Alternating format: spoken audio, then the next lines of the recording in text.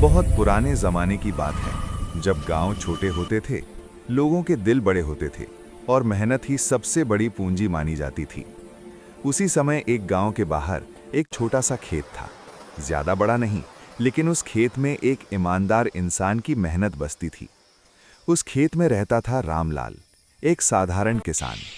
न उसके पास बहुत जमीन थी, न घर में जमा किया हुआ धन, लेकिन उसके पास था मेहनत करने का हौसला और सच्चाई से जीने का भरोसा। रामलाल रोज सुबह सूरज निकलने से पहले उठ जाता।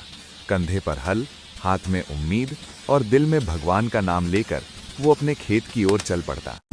लेकिन किस्मत हर बार उसका साथ नहीं देती थी। कभी बारिश समय पर नहीं होती तो कभी फसल खराब हो जाती, कभी साहूकार पैसे मांगने आ जाता तो कभी घर में चूल्हा जलाना मुश्किल हो जाता।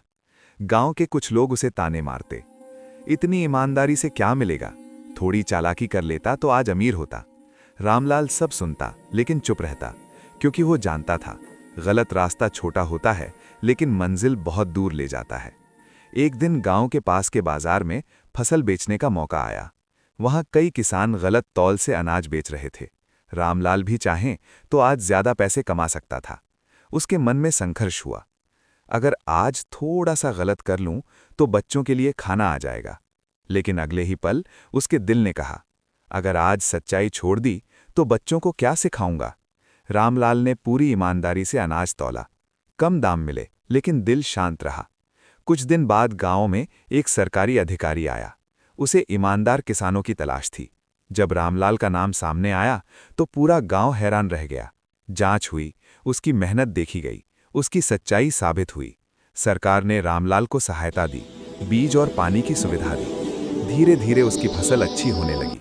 जिस रामलाल को लोग कमजोर समझते थे, आज वही पूरे गांव के लिए मिसाल बन गया।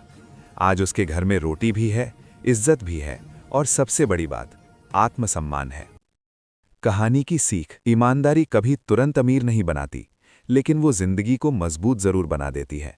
जो इंसान मेहनत और सच्चाई का रास्ता नहीं छोड़ता, वक्त एक दिन उसके सामने सिर झुका देता है।